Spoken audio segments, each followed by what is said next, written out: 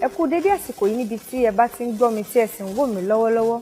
Orúkọ mi ni Adéọlá ọmọ Akíntáyọ. Lórí ètò ọ̀rọ̀ kàsì. Ní orí ìkànnì yìí a máa mú ọ̀rọ̀ kàsì wá fún yín. Kí ni ìtumọ̀ ọ̀rọ̀ kàsì? Àwọn ọ̀rọ̀ tó ti pẹ́ tí a ti ń gbàgbé. Àwọn ọ̀rọ̀ tó jẹ́ pé àwọn bàbá ńlá bàbá wa, àwọn ìyá ńlá wa, àwọn ni wọ́n lo àwọn ọ̀rọ̀ náà. Ọ̀rọ̀ kàsì. These are words that they are forgotten. They are kind of forgotten. People are no more using them again. For people that don't understand Yoruba, so ọ̀rọ̀ kàsì is basically for words that it's been ages that we use them.